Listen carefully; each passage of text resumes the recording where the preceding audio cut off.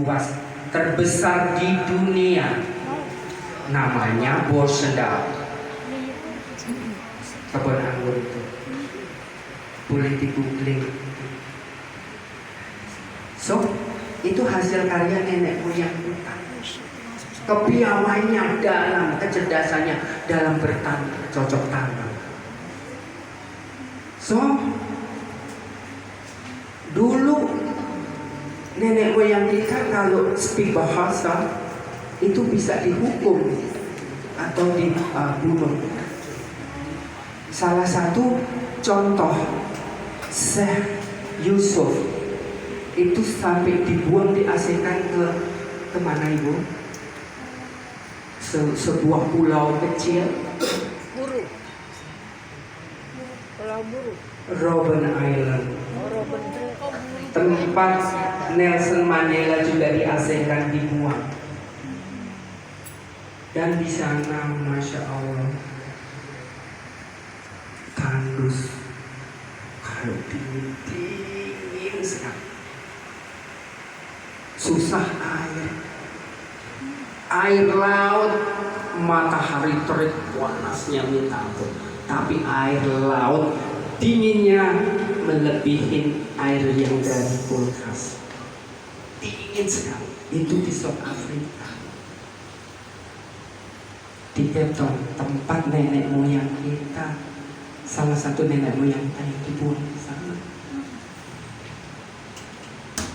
So, dulu saya pertama kali melihat Masjid An-Nawar, sepertinya saya jedafu melihat saya seperti di Solo, karena di Solo itu ada masjid yang exactly persis bangunan itu, yaitu Masjid Lawean, yang masjidnya siapa ya, di daerah Solo Lawean.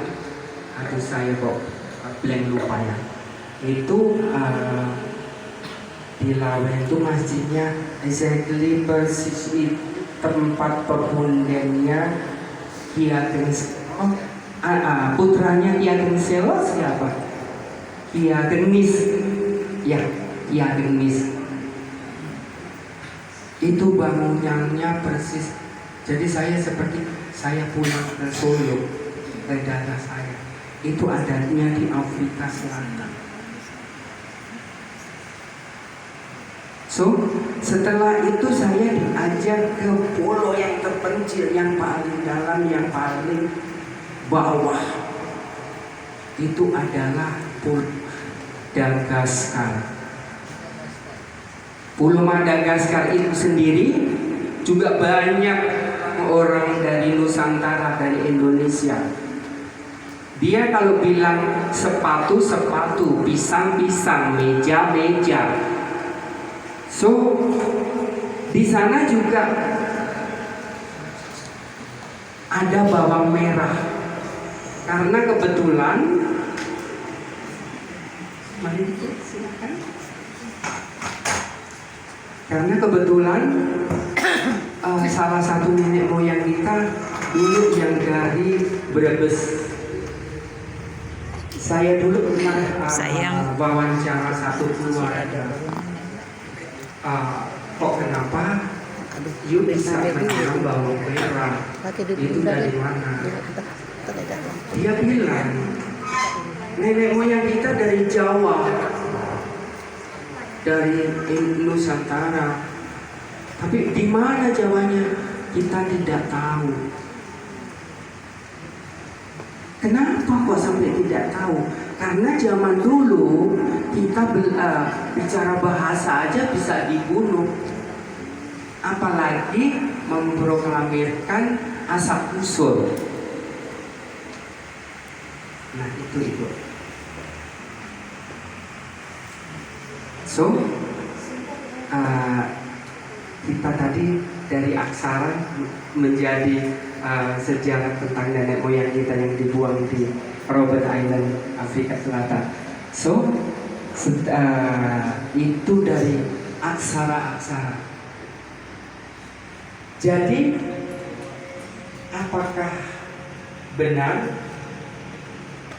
nuwun sewu, Bapak, apakah benar bahwa nenek moyang kita itu sebenarnya juga sudah Islam? Benar. Ya. Karena banyak apa ya? Banyak sejarah yang tidak ditulis, yang diselewengkan. So sekarang begini, kapalnya Nabi Nuh itu diketemukan di mana? Di bukit di Turki. Yang menemukan itu adalah satelit.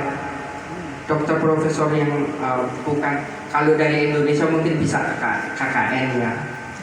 Ya itu dokter profesor dari luar, jadi dia sangat genuine dalam. Nah itu sudah dinobatkan bahwa fosil dari kapal itu adalah kayu jati. Kok kayu jati bisa ya? So kayu jati itu asalnya dari mana? Dari Indonesia Nusantara. Jadi the best quality kayu jati adalah dari Jawa. Betul nggak? Dari Jawa. So jadi ada apa? Ada apa Nabi kita Nabi Nuh dengan Jawa? Apa kita juga mau belajar tentang itu? Karena sejarah, iya betul itu, yes. Itu nanti jauh rentetannya. Kalau kita belajarnya lompat ke situ, nanti kita sesat. So, ya.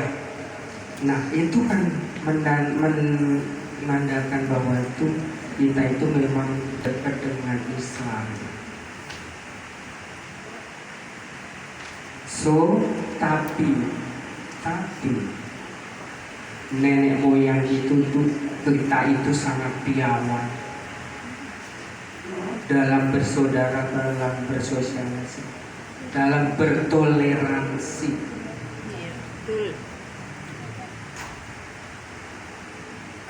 Bersatu, menciptakan tentram damai sentosa sejahtera harmoni. So kalau sekarang banyak orang pintar, tapi ilmunya dipakai untuk apa? Untuk minterin, Betul. untuk kejahatan. Sorry itu. Ya betul. Karena saya bicara karena itu yang saya lihat. Yang terlihat. Karena apa? Itu adalah ilmu doktrin manusia. Tapi kecerdasan spiritual itu tadi, anugerah Allah itu tadi dimusnahkan, dihilangkan. Jadi mari kita juga istilah itu mengulik lagi, membuka lagi wawasan tentang nenek moyang kita. Jangan kalau merasa jangan terlalu jauh. Kita ini sudah jauh banget merasa. Sementara ilmu nenek moyang kita tuh selalu dipakai dunia. The best number one. Seperti contoh satu. Kita semua tuh ibu pegang gadget, ya. Itu namanya apa, Bu? Teknologi. Telepon, ya. Nah sekarang karena di era sekarang kan Android. Ya. Nah telepon itu dari kata apa? Tele. Yes, telepati. Telepati itu bahasa apa? Bahasa Indonesia. Sanskerta Indonesia, Nusantara. Berarti itu dipakai dunia.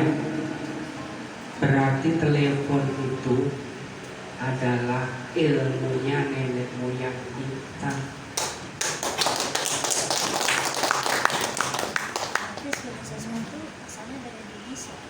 Sebenarnya kalau ini ada Bang Dharma, saya mohon sama beliau yang menerangkan. Kalau saya menerangkan kurang tepat.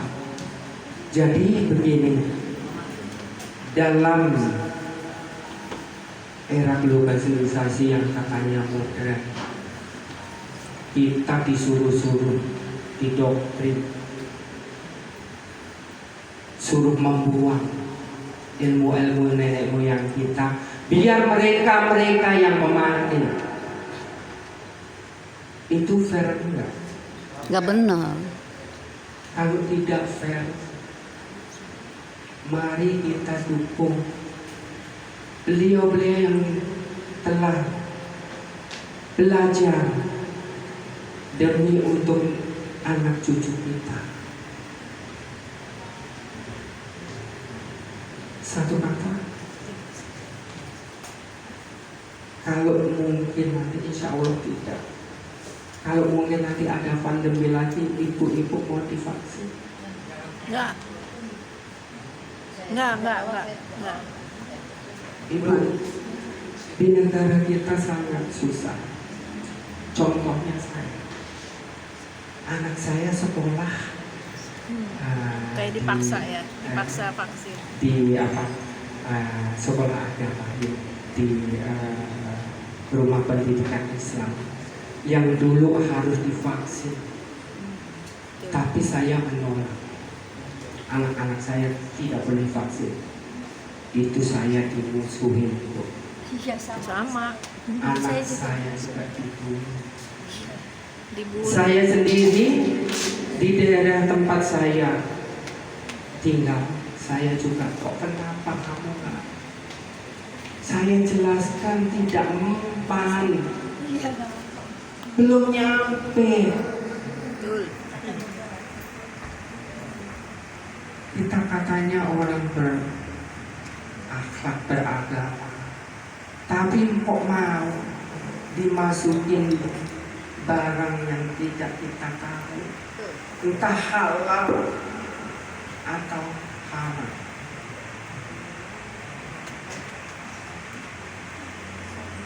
Jadi kedepannya insya Allah tidak ada lagi yang pandemi. Kita berdoa semuanya insya Allah tidak.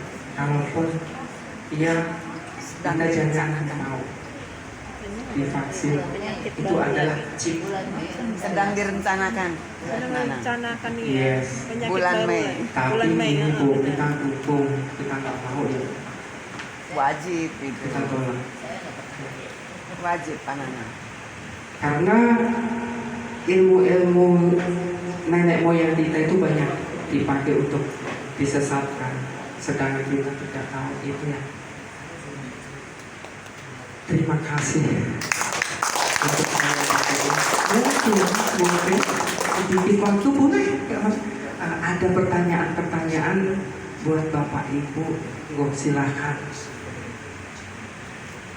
Yes. Berarti pertama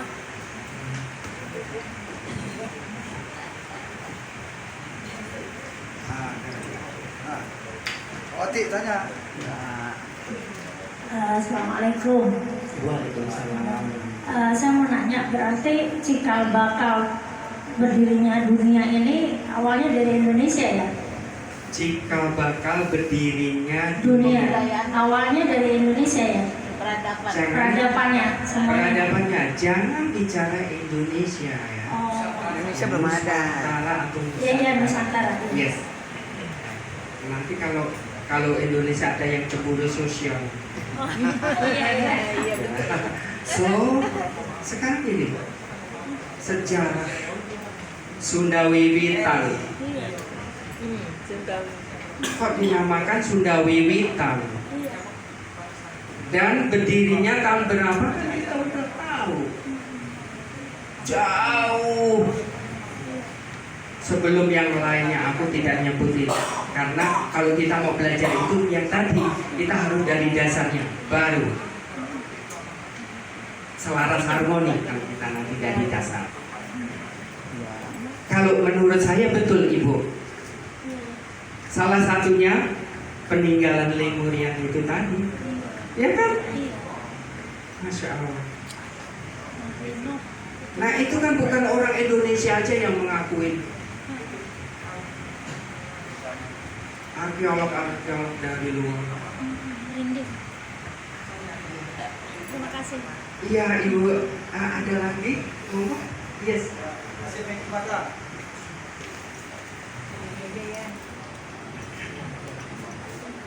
Assalamualaikum warahmatullahi wabarakatuh. Waalaikumsalam warahmatullahi wabarakatuh. Nah, untuk waktunya, saya mau nanya, pandangan itu di Eropa segitu lama, apakah mempromosikan budaya seni Nusantara atau memang bekerja dan di sana mendapatkan yang tadi Pak Nanang bilang, ternyata justru malah mendapatkan dari pelajaran di Indonesia itu. Jadi artinya sebelum ke sana sudah mengetahui budaya Indonesia Nusantara, atau memang setelah dari sana baru mengetahui dibawa ke sekarang ke saat ini ke Indonesia. Not yet. Ya, makasih. Nah, sebelumnya sejarah saya adalah jelek sekali. Tapi dengan berjalannya waktu, pendewasaan sejarah saya mulai tumbuh waktu saya sekolah fashion, dan saya mungkin sudah mulai di atas. Jadi saya ingin mengulik fashion tentang Nusantara. Ya, baru saya ketemu, baru saya sadar. Tadi saya bilang saya kecil, dulu saya bangga.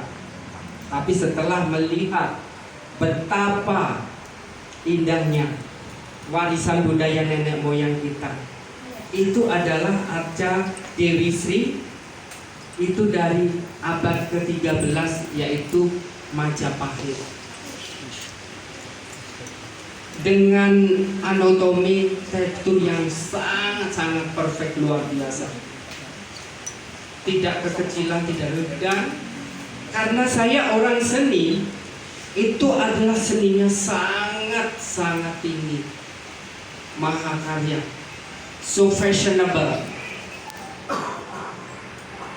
Dari tatanan rambut sampai ujung kaki, semuanya kita terapi dengan fashion, high fashion yang tinggi, yang sempurna. Itu. Jadi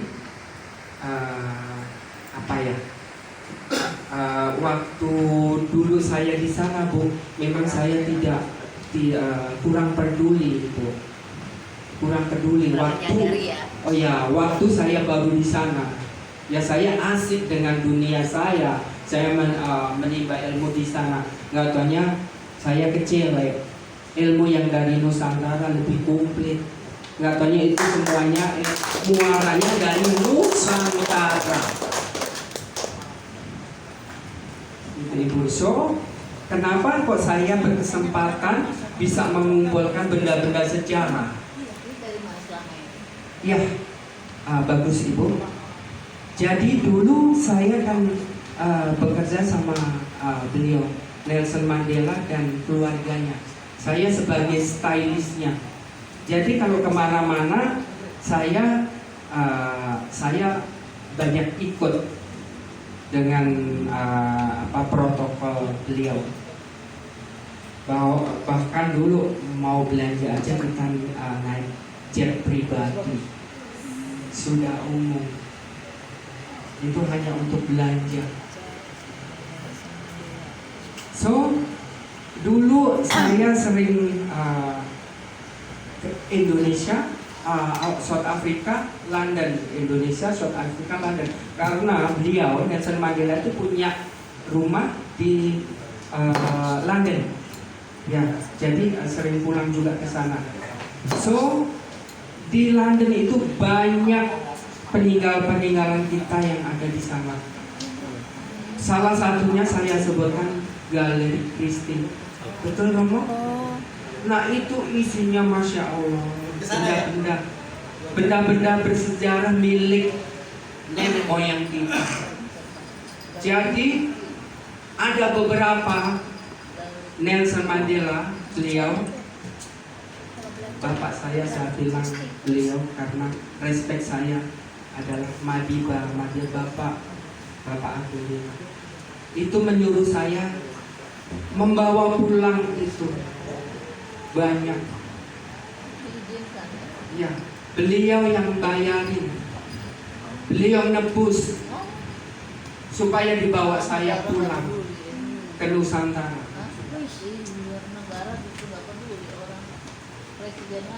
Betul Ibu. Bagaimana rasa saya? Betul kan? Dari itu saya belajar dan belajar, mencari. Pas kebetulan saya, nenek saya, eyang saya, pepundhen saya dari kerajaan Pengging. Pengging sepuh. Pengging sepuh adalah cikal bakalnya raja-raja Solo dan Yogyakarta. Ya. Jadi ya, believe or not, saya sepertinya saya tidak bisa minta dan saya tidak bisa menolak. Ibu kalau ke rumah saya di Solo itu 4 rumah, kalau jalan harus ini, takut menyentuh benda-benda yang bersejarah. Ya, so ini adalah, walaupun ini intan berlian permata emas, tapi ini bukan milik saya, Ibu. Saya hanya mengumpulkan. Kalau milik saya sudah punya mobil. Ya. Kalau punya saya pribadi, saya sudah istilahnya itu punya rumah Punya di istana. Jakarta.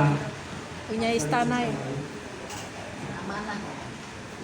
Tapi doakan Ibu, Bapak, semoga saya bisa membangun museum yang saya impikan dengan tim saya. Di antaranya tim saya ada di belakang. Ya, please support kami untuk Nusantara. Dan saya nggak bisa banyak berkata-kata yang saya mengalir aja.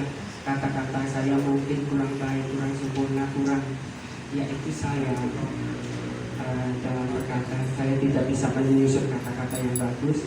Nah, inilah saya, Pak. Kalau misalkan Bapak, Ibu, semua saudara-saudara saya mau sharing sama saya, mau bilang, please anytime, boleh. Nanti give my contact number sama beliau punya itu. Saya rasa waktu cukup sekian. Terima kasih banyak. Segala kekurangan saya mohon dimaafkan. Ini hari yang sangat baik. Mohon maaf lahir batin untuk semuanya. Wassalamualaikum warahmatullahi wabarakatuh. Waalaikumsalam warahmatullahi wabarakatuh. Aplaus sekali lagi. Jadi kan ada yang gak puas saya. Saudara-saudara saya non muslim, terima kasih sudah hadir untuk menyemarakan apresiasi terhadap kita di acara ini. Terima kasih Yang Mulia Mas Nanang Sanga tadi sudah sharing. Saya langsung gas aja tadi, pidato kebangsaan. Nah, jadi kalau sekarang sharing, nanti harus pidato kebangsaan. Karena kita butuh para tokoh-tokoh yang membangunkan kesadaran bahwasanya bangsa Indonesia itu adalah bangsa yang besar. Jadi bukan bangsa budak, bukan bangsa jongos. Terima kasih. Kita doakan mudah-mudahan dalam kesempatan ini, tadi beliau sudah menyampaikan, beliau ingin berbagi ilmunya, pengalamannya, sejarahnya, fakta, bukan katanya. Nanti bisa berhubungan dengan Bunda Ili sebagai leader daripada kita di Dewan di Raja Nusantara. Untuk selanjutnya mempersingkat waktu, alhamdulillah telah hadir bersama-sama kita. Sebetulnya beliau-beliau ini tidak suka kalau disebut tamu VVIP atau undang VVIP. Soalnya kelasnya lebih tinggi.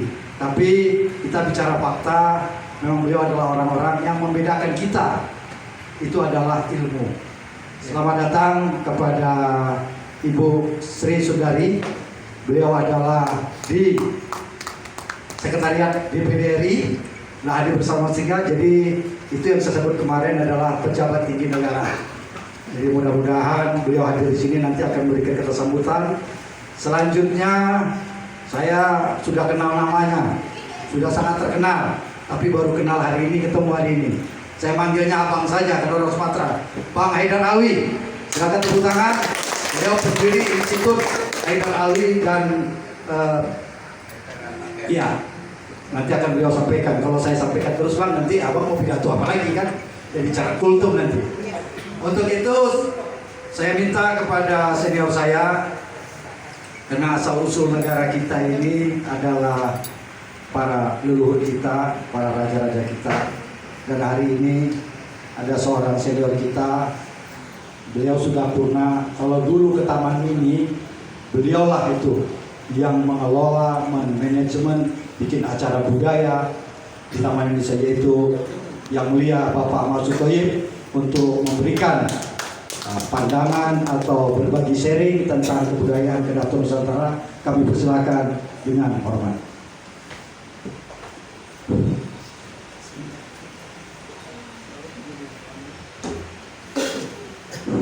Assalamualaikum warahmatullahi wabarakatuh. Waalaikumsalam warahmatullahi wabarakatuh. Pertama-tama kita harus bangga pada saat posisi sekarang ini kita belum tahu bagaimana Indonesia ke depan. Ada tokoh yang namanya Fakhri, yang menurut saya adalah seorang dokter untuk memperbaiki penyakit apapun di Nusantara ini. Yang kedua tentunya kita bangga bahwa ada maestro di sini, namanya Kanjeng Nanang, buat berdiri yang mulia. Ini harus kita banggakan bahwa tokoh ini satu-satunya tokoh yang mengangkat kebanggaan daripada kebudayaan Nusantara. Sedang saya pakai kata Adiburan, Mas Sotoyer saya kata Adiningrat. Saya ditugaskan oleh Bu Eli, yaitu bagaimana para Raja Sultan Joko tidur semua. Tidur kalau dulu tiara. Dalam kondisi seperti ini, kita jadi ingat bahwa pada awalnya dikatakan bahwa Republik ini berdiri dan tentunya Raja Sultan itu punya saham. Saham yang paling kecil dan sangat luar biasa adalah Kanjeng Nanang ini. Bayangin aja kalau di bajunya ini harga bendanya berapa miliar. Itu baru di bajunya saja. Belum bisa kiri satu kanan, kamar rumahnya, museum. Ini kalau tidak ada orang kayak beliau ini sudah hilang semuanya. Karena apa? Karena Indonesia ini pernah didatangi yang namanya Inggris. Inggris itu hanya seorang administrator yang namanya Raffles itu.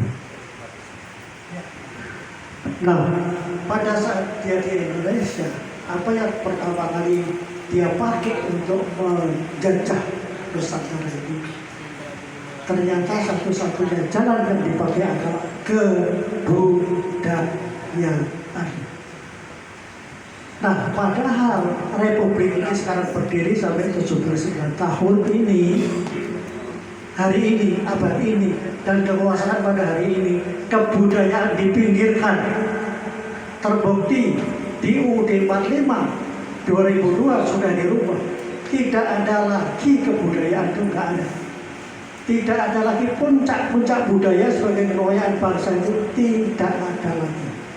Masa kebudayaan Indonesia adalah kebudayaan masa kini di dunia, apapun dia, apapun jazz atau apapun, kalau itu oleh bangsa Indonesia dimajukan, maka dia menjadi kebudayaan. Ini salah. Karena apa? Kita tahu Trisakti yang terakhir dikatakan bahwa berdaulat dalam politik, berdiri mandiri dalam ekonomi, dan yang terakhir berjati diri dalam budaya. Tapi 10 tahun ini budaya tidak diapa-apain. Ini yang saya menangis. Saya 40 tahun di taman ini. Saya menggali taman itu mulai dari menggali, membuat anjungan per anjungan sampai dari 26, 27 yang sekarang katanya ada 38 tidak diteruskan. Ya, ada tetap peninggalan kita yang sekarang 32. Itu hasil yang kita gali. apa yang sudah kita miliki di Taman Mini itu yang merupakan cerminan kebudayaan Indonesia yang sesungguhnya. Sekarang kalau dulu pernah ada Senopay, ada kolam renang yang demi bagus, sekarang hilang tuh, jadi taman parkir. Kalau dulu ada tempat yang namanya Museum Telekomunikasi, tempat di mana palapa itu pernah diabadikan, diroboh. Jadi taman ini sekarang taman yang sudah tidak Indonesia lagi, dan sampai hari ini belum lengkap 38 provinsi. Itu yang penting. Kemudian kalau kita bicara mengenai kebudayaan Indonesia ini, yang pertama-tama kita selama ini belajar dengan Mesir 3000 tahun sebelum Masehi. Ternyata sekarang yang menjadi pewaris yang lebih tua dari Mesir ada di sini, yaitu Ibu Eli Yuniati. Ini Semak, orang Basemak. Orang tidak pernah merasa bangga bahwa Basemak itu lebih tua dari Mesir. Kebudayaannya lebih tua dari Mesir. Jadi apapun yang dikatakan Kanjeng Nanak tadi benar, bahwa semua ada dari kita. Di Gua Liang-Liang itu juga satu lukisan-lukisan di gua-gua itu juga betul-betul dari nenek moyang kita yang ada. Bahkan sekarang ada namanya Java Gate, itu adanya di Israel. Tidak mungkin kalau tidak ada orang Jawa datang ke Israel pada saat itu. Termasuk ditemukannya kapal Lapido, saya sepakat itu. Termasuk oleh Moria yang sebenarnya ada di Gunung Moria. Nah, itu semua bisa kita selidiki dengan itu. Tapi ingin mengatakan begini, saya bangga dengan yang mulia Fakhri, mana orang itu? Yang mulia Fakhri. Ini penting, betul kan? Karena kita berkumpul di sini itu berkat provokator yang namanya Fakhri ini.